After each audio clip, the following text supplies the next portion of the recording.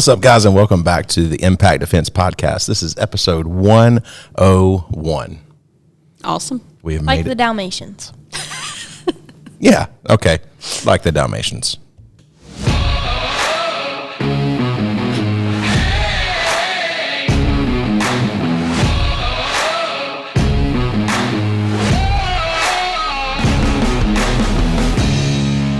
All right, so just a little bit about this episode. We have Gentry with us. So we have a Gentry and no Kylie today.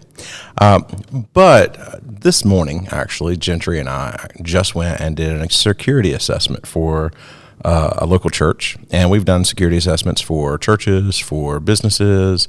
I've even done some impromptu security assessments for a few people's houses. Nothing official. They're just like, hey, so tell me, what should I do around here? Okay. You brought me over and give me food to put me to work. I got you.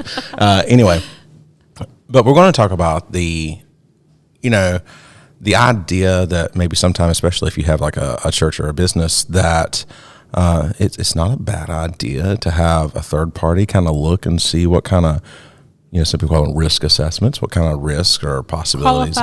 Qualified third party. Qualified Yes. third party is probably a good idea. Because that's one of the topics I think we're going to talk about in this episode today is unqualified people making assessments. Yeah, I'm sure that's going to come into play because I've heard some pretty bad advice while going around to places.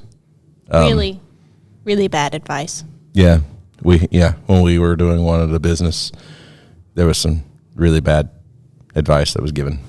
So, I think it's about time for an ad. And I want you guys to know that next time we record, well, you won't have to drink your water and you won't have to bring your own coffee from home because we have a new sponsor. What? Ooh. Yep. What is our new sponsor? Blackout Coffee.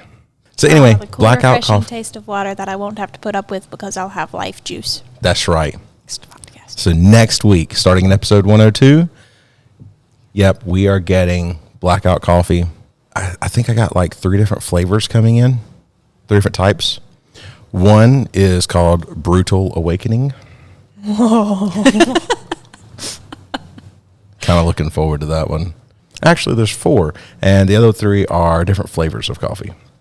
So we will discuss that next time. So I'm looking forward to those coming in. They are supposed to be in, and we so can what I'm be. hearing is we each need like 4 cups of coffee on the table so we can compare them for a commercial. I'm also hearing that the next episode is going to be a taste test of coffee, and it's going to require 4 people. That's what I'm hearing. Gentry needs to come back for 102. That is what Gentry is hearing. Possibly, yes. There's coffee involved, she's in. Sure. Yeah, but I mean, Gentry's, there's like a security assessment. Gentry's in too. So, it's just. But she also has coffee with her. Mm-hmm. Yeah. All right. Anyway. On to your news story, correct? Yep. Yep. Okay, this story comes from a sheriff's office. The website is Online Athens, so I have not checked. I don't know if it's a super trustworthy site. Who knows? Anyway. Some random site with made up news stories, but hey, It we got you says covered sheriff's anyway. office. That sounds legitimate to me. Anyway, it does not say the name of the state that this happened in. All it says is the name of the county. It says Madison County's sheriff's office was called. If it was Online Athens, would that be Georgia? Athens, I Georgia? would think so. Okay. I don't My guess is Georgia. Okay, so Madison County Sheriff's Office was called and a deputy arrived. Church members were escorting the man outside, according to the report. Anyway, moving on. 47-year-old man told one member of the church who noticed he was carrying a weapon. He told them that he had already shot someone the previous night in Morgan County and was planning to shoot more people. So walks into a church and He says, tells someone his plan and admits to murder. Yeah. I don't think that dude's mentally stable. I would agree. Doesn't sound like it. Moving on.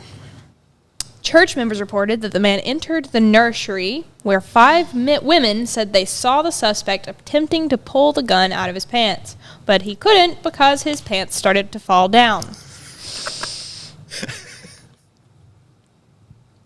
Wait a second. Why did they allow him to go on in if he said, "Hey, I just killed somebody last night and I would like to kill some more people"? Why did they say, "Okay, welcome to church"? Here's our nursery. I'm just wondering if I feel like there are 2 options. Either he was saying those things to the church member while he was trying to pull the gun from his pants and they were falling down. That's a possibility. Or he told a church member and they were just like, haha, good one.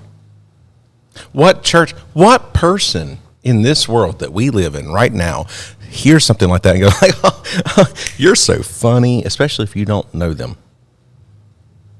What kind of person walks into a place with the intention to shoot it up and goes, "Oh, yeah, casually"? Well, no, those are horrible losers as it is. But I'm just talking about, like, I'm just saying, like, you know. I'm just saying, I think he probably said it while he was trying to get the gun out and his pants were falling down. Anyway, deputies checked the man's criminal record and found no felony convictions, nor did Morgan County report any shootings. There was nothing to verify that he had killed anyone. The suspect was charged with possessing and carrying a concealed weapon without a permit. Yep, as soon as the members of the church were restraining him and escorting him out of the building, the sheriff arrived and took the gun from him. He did have a .25 caliber pistol on him in his pants pocket. So he may have been trying to kill people, but not too many people, because .25 caliber generally are very small handguns. Now, I don't care. One of the best guys with guns I know straight up will tell you that just because you're a firearms instructor does not mean you know every firearm. So I agree with that wholeheartedly. And I can honestly say that I have never seen a .25 caliber gun be more than just a pocket-sized gun. Now, it does look like he said that he planned to shoot more people, and if that's the case, then a .25 cal. If his plan wasn't to kill more people, just shoot more people, maybe he did go for the right gun because that could carry a whole lot more rounds. No, nothing. Anything I've seen. Really? Yeah. 5, 6, 7, somewhere in that range. I was thinking now, I'm not smaller could put more in a magazine. No, not like this. Well, you ever seen a .25 caliber pistol? I think he goes on the list I really wish I had the computer strangest today now. and dumbest criminals. Yeah. I don't know. And I'm not saying that it's not out there. I'm not saying now, anything like that. Now, he did succeed in attempting to shoot up a church and only getting charged with carrying a pistol without a permit. So he needed to have succeeded in getting the crap beat out of him. Yeah. Mm-hmm. But that's just my personal opinion. Well, that was an interesting news story. That was a very interesting news story. I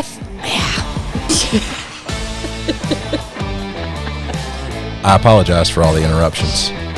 I feel like I interrupted you a lot just because that was really bizarre and kind of like odd. It's okay. I was sitting there reading it, not completely sure what I was reading. So, yeah. Okay. And, a lot of news articles just say things in a weird order. Sometimes, yeah. Like they reveal details in a strange order. So I just kind of have to overview read it and then put it into the order that it happened after the fact. So that can be a little broken up. And since I don't necessarily prepare for these things like days in advance and write out a script for myself, it's just kind of BS and you guys get to deal with that. Yeah, well. You're welcome. Yeah, anyway. By next time, the next show, you should be highly caffeinated and at least thinking clearly. Mm-hmm. That is very true. Very true. I forgot to mention, I looked over at Ginger, I was like, oh, crap. Because as soon as you started reading, I realized I never did say, go to blackoutcoffee.com and use the impact code. Not the impact code. I know. That was what I was about to say. But that's what it sounded like. So yeah. So blackoutcoffee.com and use the coupon code Impact Defense. Heck yes. I'm really looking forward to that coming in as well. It cannot come in soon enough. That is true. Yay for coffee. Especially blackout coffee. That's right. All right, so moving on into the main subject of our podcast, security assessments. Yeah, in case you are wondering, if a man comes into your church and says that he is going to shoot people, tackle him to the ground and don't let him leave or touch anything. And definitely don't let him go to your children's ministry. Yeah, okay. So okay, you're in a business. Maybe like we were called into a business by the what was his position again? He was just in charge He is the safety manager. Yeah, something like that. Yeah. He works big on like corporation. safety of employees and everything. So he makes sure that Risk management. OSHA, something Risk like that. management. Yeah. kind of like risk management. Anyway, he makes sure OSHA doesn't get called in every 5 seconds, and all that stuff. And So, yeah. Anyway, he says, all right, there was in their case, they had an active shooter that was like just a mile down the road from them at another corporation, because this was in a big business park area. And that's why he called us in. And then we've been called in by some other businesses. We've been called in by churches. We've been called all around. I mean, we've gone around doing these things a lot. The first question I think we need to ask is why, if you're in a position to suggest, why should you have some type of qualified third party come in and check out your business or church or anything like that? because if you don't, you either don't have a plan or you have a plan that could have some major flaws and you don't know. Yeah. And you really don't want to be responsible for a whole bunch of people losing their lives because of your stupid plan. Yeah. And I think what we've Or seen, lack of. I think what we've seen a lot of as well is that when you see the same thing over and over again, because you're used to just walking in to the same place, you kind of get blind to a lot of things. You just don't see it. You don't think about it because you don't think about it. So nobody else is going to think about it. A lot of people have that same approach when you're thinking about, like, if you're talking about, like, this is just like completely different, but like the cleanliness of a business. Like, you walk in as an employee and you don't see things because you're used to looking over things. And then a brand new person walks in and looks around, man, this place is crappy. That fresh set of eyes. Right. And that gives you that same thing in the security aspect of it all. It's kind of like people who have a lot of dogs don't know that their house smells like dog because they always smell Yes. dog. Yes, exactly like that. That's a very good analogy. It's just like you can be nose blind, you can be safety blind. Yeah, true. Okay, so anyway, let's talk about the My business. apologies to anybody who owns a lot of dogs. Have a third party tell you honestly how your house smells. Yeah, because I've been into people's houses that had dogs. And I was like, oh, yeah, I know they have a dog. And then I've been into people's houses that had dogs, and I would not have known it. Right. Same. So, yeah. Anyway, that's not what the subject of the podcast is. I'm Apologize. having some stuttering problems today. You can be safety blind. Yeah, you can be safety blind. Let's give a couple of examples. Which one we want to talk about? We want to talk about our most recent church that we did, or we want to talk about our, well, I guess. I would love to hear more about the most recent church you did because, I've heard some of it, but I wasn't there for this one. So That was actually today. So, yeah. going into the security assessments, you got to think about what kind of business or church or whatever it is you're going into. Is it a large business, large church, small church? And if so, how many employees or workers or people does it have? With a church, you want to know about the size of their children's ministry and the location. If it's in the same building as the sanctuary or separate? Do they have an extra building that they meet in? How separated are the people? How many exits are there? Are the doors glass or metal? Do they have windows or not have windows? So about the church that you guys just went to for the security assessment, you knew a little bit about the layout of the building beforehand. Yeah, I've been in there 2-3 times maybe. And I've been there a good number of times. Okay. So, like, when you know a little bit about the building beforehand, you have a little bit of time to do some pre-prep, kind of like knowing how you would set up security or things that you would do, just common sense things right off the bat that you would do to make things more safe. What are some of those Gentry had been in there a things? lot more than I had. I had only been in there for a couple of things, like we taught over there once, and a couple of little things. So I had not really been in that building much, so I didn't go into it with a whole lot of like ideas. So I asked Gentry about several things before we were going. But yeah, I mean, there are just certain things that you want to know before, that you want to think about your entrances and exits and all that kind of stuff as well. Okay. Now, the layout of this church, we obviously are not saying the name of it, so it's very discreet. But what are some things right off the bat about how that building was run that made your security plan a little bit more specific to that building? Every single time I go into, be it a business or a church or anything, yeah, unfortunately, it cannot be like this is the cookie cutter way of doing things, because every business and every church is laid out completely different. This particular church was 3 separate buildings. That's a lot of entries and exits. Yes. Mm-hmm. Yeah, and that's something that we had to think of when in there. Now, what is the size of their security team as compared to those entries and What did he exits? say, like 6 or 8? Yeah, or I think something he like that? said like 6 to 10, but it depends on who's there and who's really committed or not. So I'm pretty sure the head of the team was saying that it was like 6 to 8, depending on the Sunday morning. Yeah. Okay, so on a good day, you could potentially have about a maximum of 3 people per building. But that's on like an ideal, perfect day. Most of the time, it would be more Right. 1 to 2 security team members per building. That's the Yeah. way it was sounding, yes. Yeah. Okay, so when you go into a business like or whatever kind of building that you are doing a security plan for, those are some of the first things that you have to figure out is if they have a security team. A lot of churches do now. So when you're going into a church, you want to know if they have one, about how much training they have, because that would help you decide what kind of techniques they need to employ. For instance, a police officer would have different credentials than a competitive shooter. Very much so. Because police officers would have a general idea of how to restrain someone, whereas a competitive shooter just has basically one function. To pull the trigger. Yeah.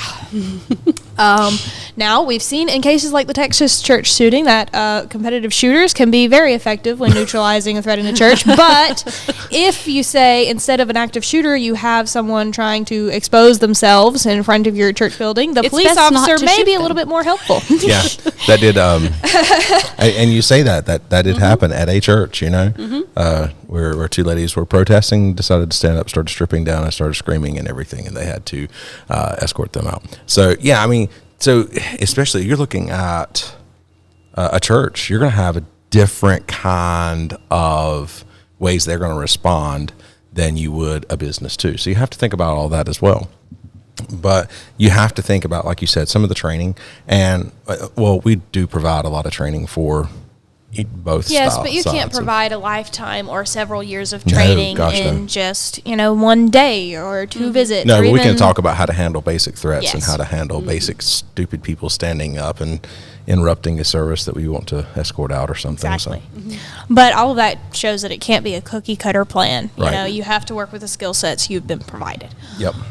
So we've got, so far we know that it's a 3 building kind of thing. And are all 3 buildings ever in use at one time? Yes. Yes, consistently. So you would need protection in all 3 of those buildings Yep. at any given time. All right. Do you want to go into a few of the things that are just right off the bat, the first things that you advise people when you walk into a building? If we're talking about this one in particular, we were looking at how many entrances and exits were open and shut, what were locked, what were not locked. Which doors could be locked. Yeah. and not locked. Yeah, we did a lot of that. Makes a difference for sure. Yeah, because we had certain entrances that were not locked that we thought would be much better if it was locked at certain times, and then especially since they would have somebody near one of the doors, they could let someone in if they needed access for one reason or another. But we shouldn't have, make it so hard to, make it so easy for someone to get in that doesn't need to be there, especially when you're dealing with children. And that was kind of one of the big things for me today. But then another thing was just like looking at access to medical supplies and different things along those lines. We need to think about like where some of those things need to be, because it's not just, it really is for a lot of churches, it really is kind of a safety team. There is some security aspect to it, but there's also a big safety aspect to a lot of it. And, that includes medical. And you need to make sure that wherever those medical supplies are, they're not so far away or not so locked away that you can't get to them in case of emergency. All right, so quick access to medical supplies, locked doors. When it comes to entries and exits, let's say the church has some questions about what to do if someone does enter any one of those buildings with a weapon with the intention to do harm. What are some things that either had to change today or it was primarily they did a good job on a lot of levels as far as keeping some doors locked. There was some other doors. There was one primary door that I advised them to immediately start locking and then give access to a certain point. I think we said, leave it open for, it was a children's wing area, and it's leave it open for parents to bring the kids in. But once a certain time hits, you lock the doors, and then you can let someone in if needed because people are still in the entryway. But otherwise, it needs to be kind of locked down. So that was one thing. That was kind of the big main thing, I think, of the day. Yeah. Now, with churches that already have an established security team, there's usually a head of the security team that does the organizing and everything. I'm assuming this church had the same. Yes. When it comes to changes or an expert's advice on these things, different people handle them different ways. How did the person today handle any new advice or things you've pointed out or changes to the current plan of action if something were to occur? So really, I think he handled things really well as we were talking about it. He made a page full of notes about everything that we were talking about and made suggestions on and all this stuff.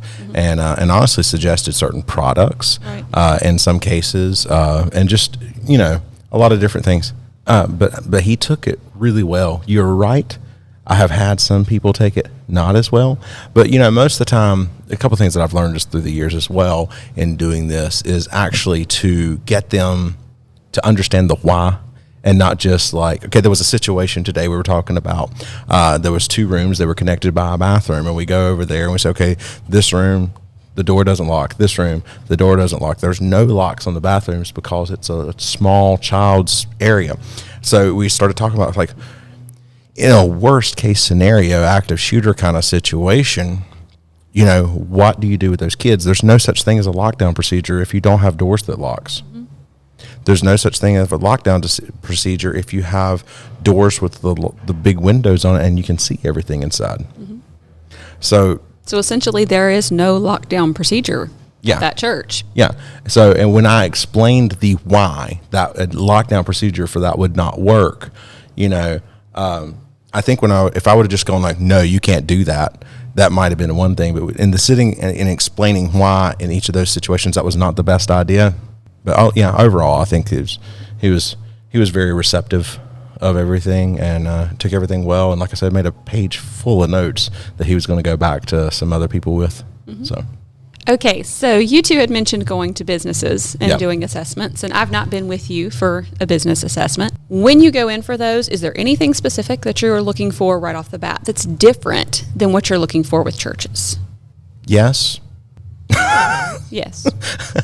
I mean, I know that you're looking at... in a lot of cases with businesses, unless it's like a daycare or something, which we've done those too, but you don't have to deal with kids. I mean, or looking at things with kids, Right. and that changes things completely. I think what we've done probably, I don't know if more of, but we've done stuff for like corporate type stuff. And when you go to a corporation, it's a different atmosphere, a completely different atmosphere. Because again, you don't have to think about like, what do I do with the kids in a situation? It's more or less of really, would you say more risk? Just kind of more risk assessment in a lot of ways. In a lot of ways, yes. So there are a lot of things that go into a business. Churches, you can usually tell that when someone does something bad there, they've got a couple of different motives. A lot of time it's the children's ministry targeted, and you're at risk of that. Or it's someone who's, say, angry at God or just looking for an easy opportunity to shoot people up and walk in to do as much damage And as unfortunately, possible. a lot of churches are just kind of easy targets. Whereas when it comes to a business, especially a corporation type business, and if we're talking specifically about probably one of the most notable ones that we've been to, which was a manufacturing kind of company, Okay. you're at more risk of disgruntled employees or former employees Yes. that come in and want to do damage because of a spat with the business, which is what happened to the business just a couple miles down the road from the one we did an assessment in that made them want us to come in the first place. Okay. So when you were looking at that business, there were a lot of things that they just completely overlooked when it came to the safety. One of those being that you didn't have to be an employee to enter the building, so there was just a big, wide open bay door that someone could just walk into. One of the things that they were looking at was like their corporate area. They have the corporate area, and then they have the manufacturing and distribution area. So essentially, you've got your worker bees and then the office area. Mm-hmm. Yeah. So with them, you have to be buzzed in and everything to get into the corporate area. Mm-hmm. Unless you enter through the manufacturing area. Yeah. Mm-hmm. So when we were walking around and we were talking to the guy, he said there is no way for like an active shooter to get in here because you can't get through this door, and we've taken all these. And I said, what about that? Mm-hmm. There's bay doors right over there, and you could, because we had already walked out that way. Mm-hmm. If you come in there was completely open path all the way back to the corporate area. Right.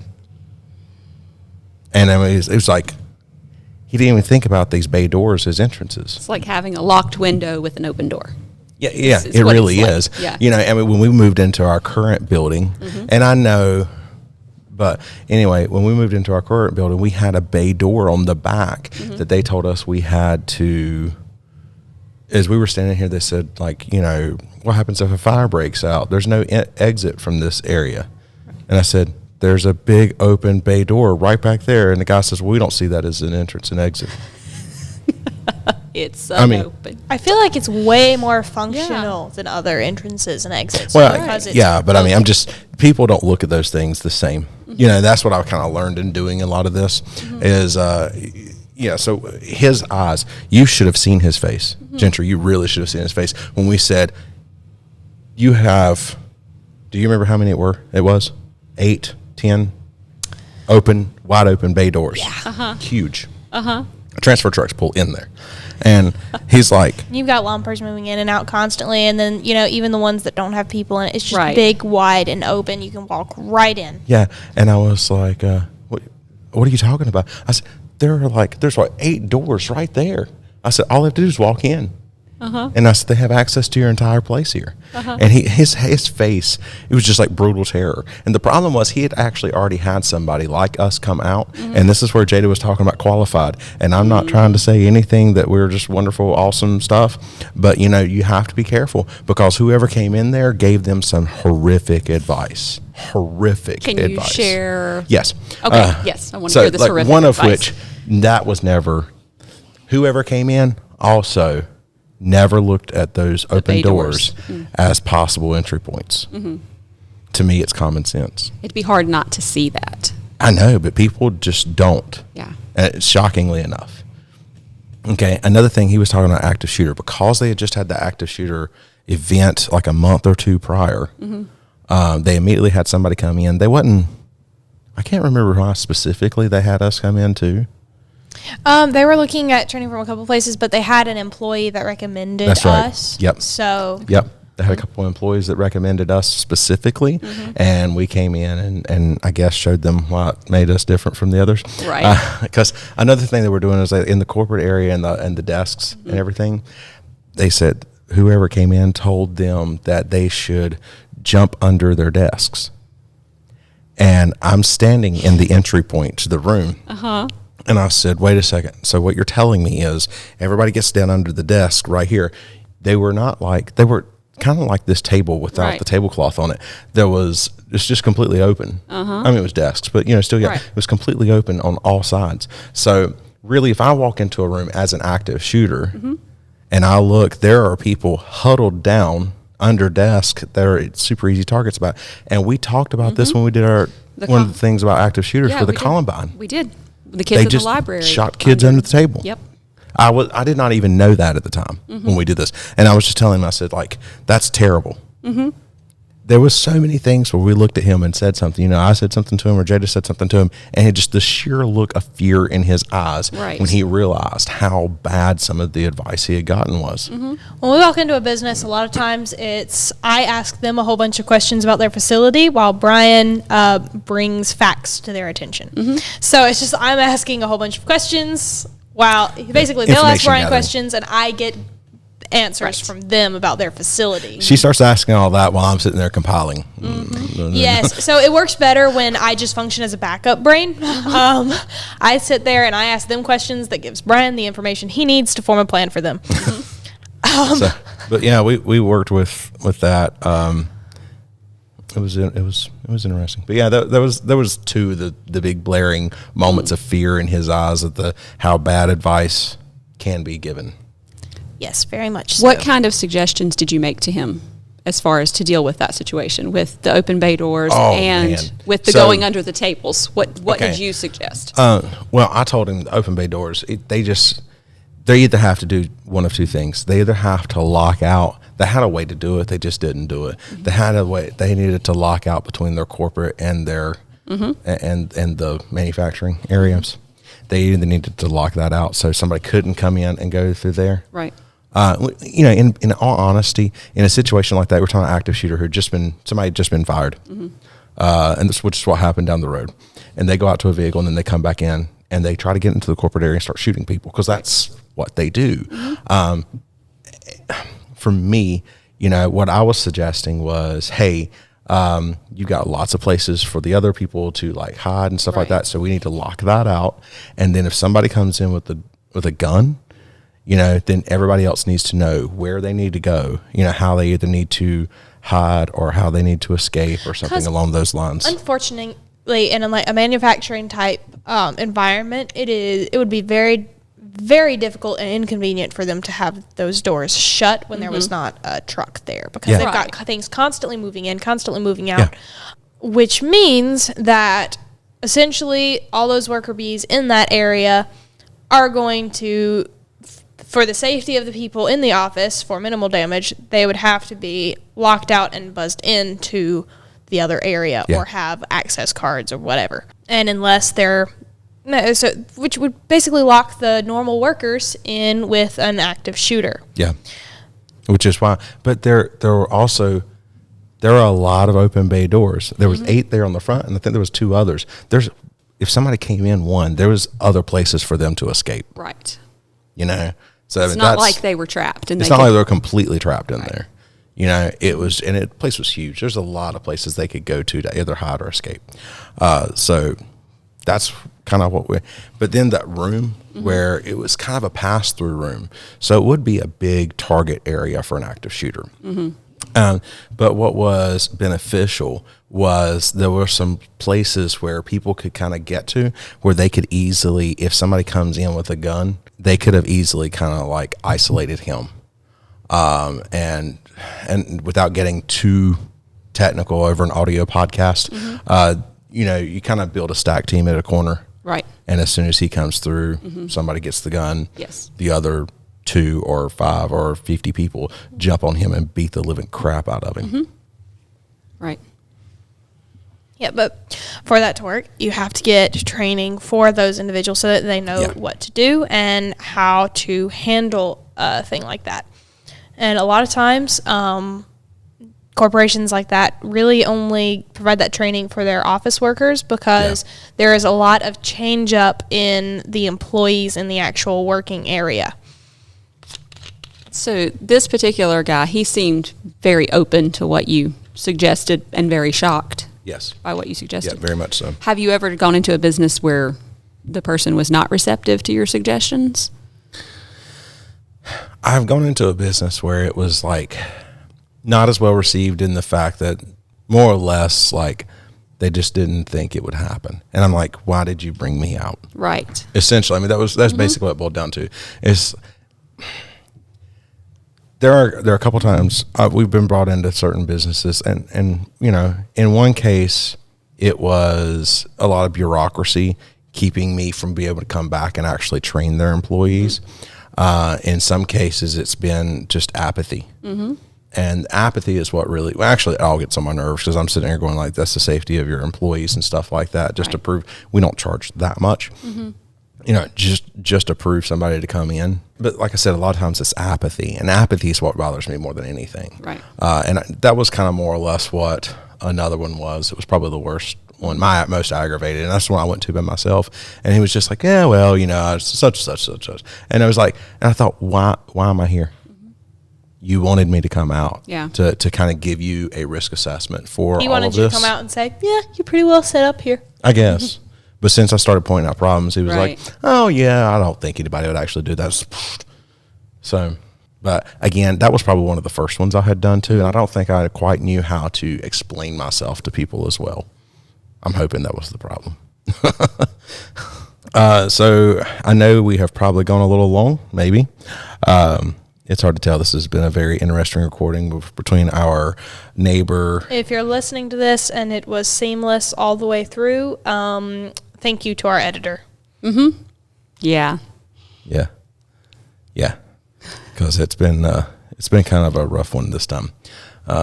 We've been going for a while. Almost an hour we've actually been recording. Yes. So, all right. But thank you so much for making it through all of this. I hope it comes out well in editing.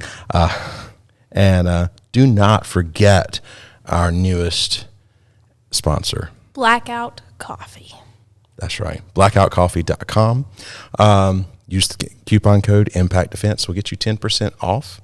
And also, I guess in episode 102, we'll have us a taste testing. So, so coffee tastings, do they work anywhere like wine tastings? Is that how that? I mean, we can get a bucket to spit it in, but I'd rather just swallow. Oh, no, I'm not spitting out coffee.